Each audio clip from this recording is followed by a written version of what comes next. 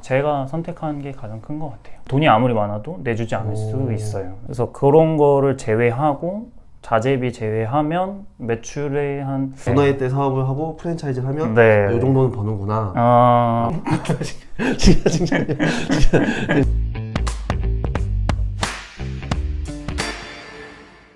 자, 오늘은 직터뷰 7번째 사업편인데요. 프랜차이즈 편으로 한번 구성을 해봤습니다. 자, 오늘 모셨습니다. 자기소개 먼저 부탁드릴게요. 네, 안녕하세요. 저는 지금 매장을 운영하고 있는 31살 자영업자입니다. 반갑습니다. 아주 어렵게 모신 분입니다. 지금 그럼 간단하게 하고 계신 일에 대해서 프랜차이즈나 뭐 장소, 규모, 뭐 경력 이런 거에 대해서 네. 이야기 한번 해주세요. 저는 지금 이제 B사 아이스크림점을 운영하고 있고요. 또 이제 아버지께서 또 하시는 이제 햄버거 프랜차이즈점을 같이 관리하면서 운영하고 있고요. 경력은 이제 자영업 매장을 운영한 지는 6년 정도 됐습니다. 장소는 이제 정자동, 수원 정자동에서 많이 하고 있고요. 뭐 규모는 그냥 작은 매장 운영하고 있습니다. 그럼 프랜차이즈 매장을 2개 하고 계신 거예요? 네, 네, 맞습니다. 그러면 6년 정도 하셨다고 했는데 네. 6년 시작할 때 동시에 2가지를 같이 시작한 거예요? 아니면? 처음에는 이제 으로 시작을 했고요. 그것도 프랜차이즈고 이제 그걸로 처음에 대학교 졸업을 하면서 이제 사업을 시작하게 되었고요.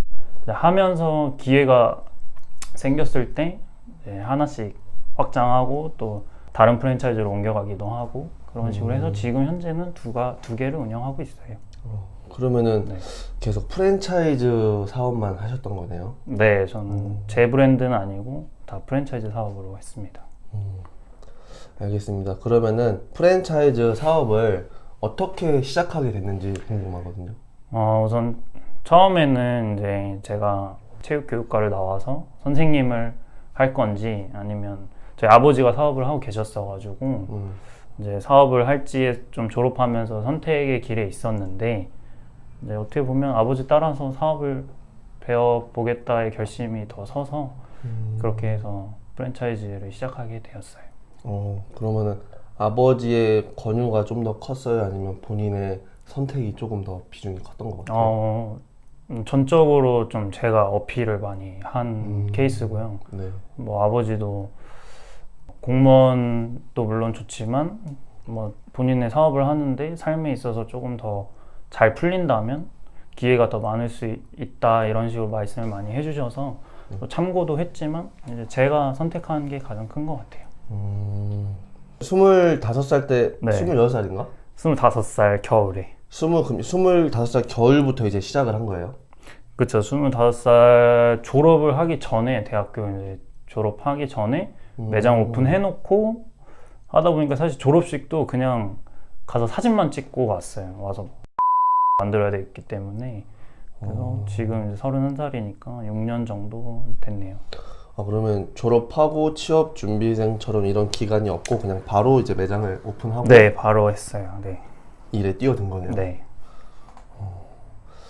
그러면은 이제 사업에 대한 분야가 되게 여러 가지가 있잖아요. 뭐 개인 사업을 하고 뭐 프랜차이즈 사업도 있고 하는데 프랜차이즈 사업은 네. 뭔가 그걸 시작할 때 필요한 조건 같은 거나 뭐 따야 되는 뭐 그런 게 있나요? 프랜차이즈 사업 조건 같은 경우는 사실 자격증을 따로 요하는 거는 뭐 프랜차이즈마다 다르겠지만 제가 한 것들 중에는 없었고요. 그냥 본사 교육 과정을 잘 수료하고 대부분 영업이 가능했는데 이제 본사 제가 프랜차이즈를 여러 종류를 해봤지만 본사 분위기도 좀 다 다르고 본사 면접이 좀 타이트한 데도 있어요. 그래서 그런 데서 만약에 점주로서 자격이 부족하다 본사에서 판단하면 돈이 아무리 많아도 내주지 않을 수 있어요. 네. 그럼 내가 돈이 있다고 해서 나 저거 뭐 어디 몇 호점 내고 싶어 했나고 다 내주는 게 아니에요? 그렇죠. 네. 만약에 경력이 없다면 네. 경력이 없는데 이런 좀 사업적인 마인드가 본사의 마인드와 맞지 않다.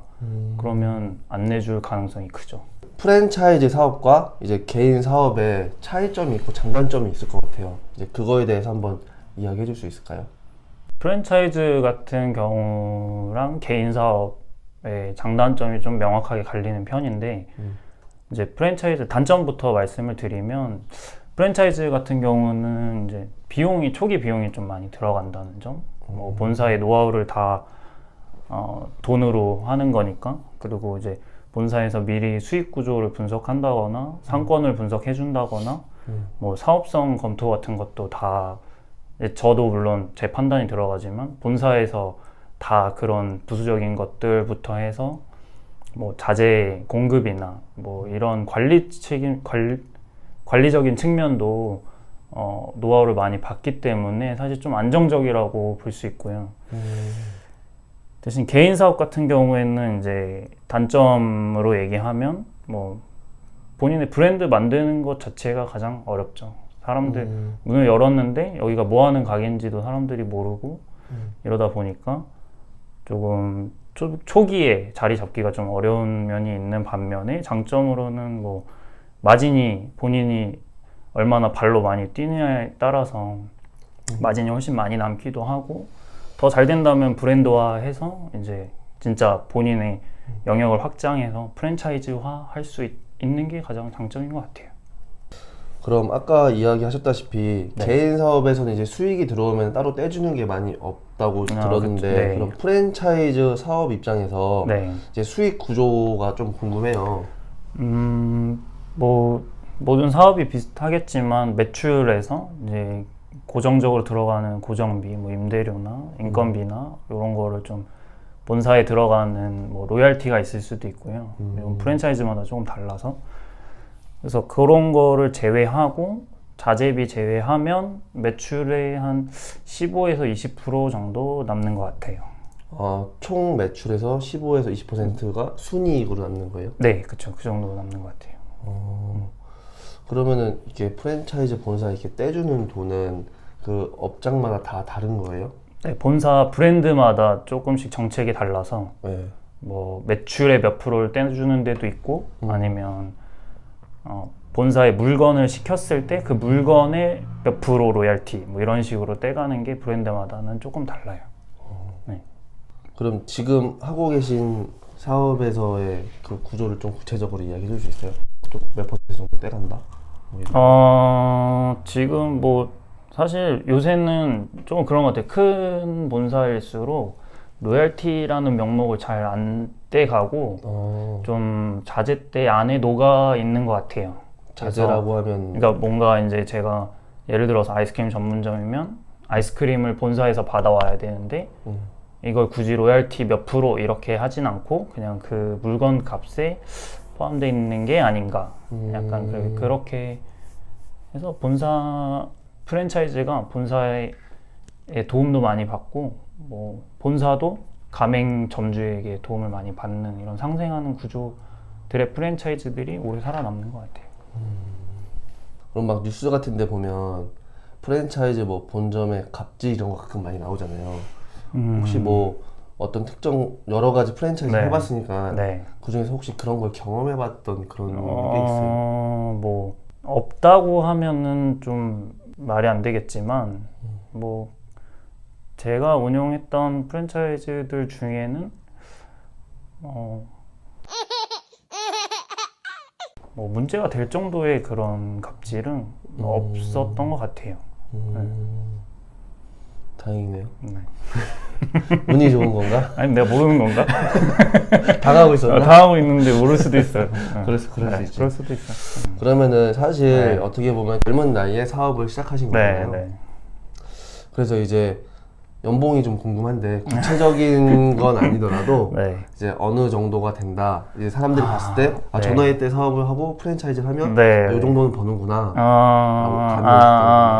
뭐 확실히 이게 회사원분들이랑은 좀 다르기는 해요. 다르기는 한데 이제 본인이 좀 일명 오토 매장이라고 하죠. 이제 직원들을 다 고용하고 나는 이제 일선에 투입은 안 하고 좀 이렇게 오토 매장을 돌린다 이러면 아마 회사원분들 연봉이랑 크게 차이는 안 날 것 같아요.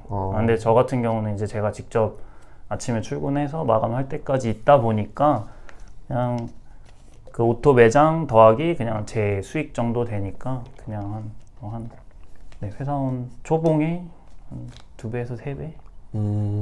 많아야? 그 그게 정도 이제 될 것 같아요. 사회 네. 초년생의 네. 기준인 거죠? 네, 그쵸. 네. 사회 초년생 연봉의 뭐 2배에서 3배 사이에 이 정도를 이제 네, 근데 뭐 본인 역량 따라서 매장 따라서 뭐 프랜차이즈도 뭐 좋은 데는 훨씬 더 많이 버시는 분들도 계시고 또 아닌 데는 또 진짜 본인 인건비밖에 못 하는 데도 많아서 그거는 조금 차이가 있는 것 같긴 해요. 좀 유동적이잖아요. 그쵸. 좀 네, 많이. 시즌에 따라서 네. 아무래도 그냥 저는 지금 이제 평균을 말씀드린 거고 네.